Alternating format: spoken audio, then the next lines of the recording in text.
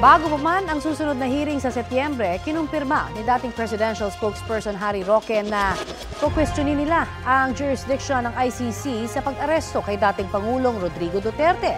Nakausap din ni GMA Integrated News reporter Mariz Umali ang ilang taga-suporta ng dating Pangulo na nagpunta sa The Hague para iprotesta ang pag-aresto. Mula sa The Netherlands, narito ang kanyang report. Naging emosyonal ang ilang OFWs mula pang France na dumalaw dito sa Scheveningen Prison para ipakita ang suporta kay dating Pangulong Rodrigo Duterte. Matyaga silang nag-aabang sa labas ng kulungan, di iniinda ang matinding lamig. Alam nilang di naman nila makikita pero ito raw ang simpleng paraan nila para ipakita ang suporta at pagmamahal sa kanya. Saan na raw makita ito ng International Criminal Court?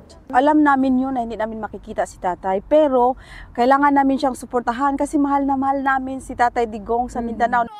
Dumalaw din sila sa ICC at nagpunta sa simbahan para ipagsindi ng kandila at ipanalangin daw si Duterte.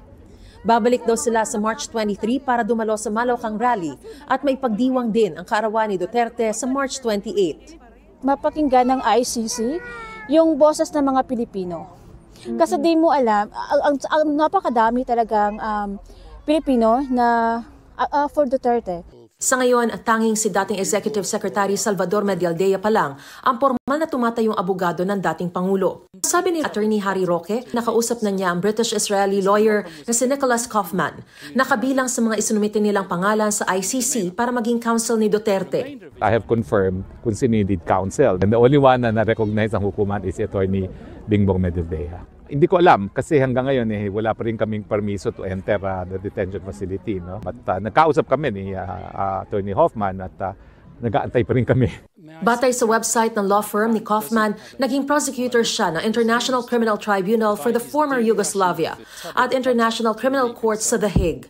Sabi ni Roque, pinaplano nilang questionin ang jurisdiksyon ng ICC bago pa ang nakatakdang susunod na hearing sa September 23. Naghahanda na kami ni VP Sara isang taon nang nakakalipas. Okay?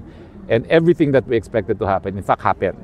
So meron kaming contingency for everything that has happened. Sa September 23, nakatakda ang confirmation of charges hearing para malaman kung may sapat na ebidensya na nagpapakitang may substantial grounds na nagawa ng suspect ang mga akusasyon. Batay sa arrest warrant ng ICC kay Duterte, may reasonable grounds para paniwala ang responsable si Duterte bilang indirect co-perpetrator para sa crimes against humanity. Sa datos ng Philippine Drug Enforcement Agency, mahigit 6,000 ang napatay noong gyera kontra droga ni Duterte. Ayon sa Commission on Human Rights, umabot yan sa 27,000. Mahigit 8,000 naman sa tala ng United Nations High Commissioner for Human Rights. Sa reklamong pinahaharap kay Duterte sa ICC pre-trial chamber, ang isinama lang ay yung di bababa sa 24 na napatay mula 2016 hanggang 2019 noong war on drugs ng Administrasyong Duterte. At di bababa sa 19 na napatay noong 2011 hanggang 2016 sa pamamagitan ng Davao Death Squad.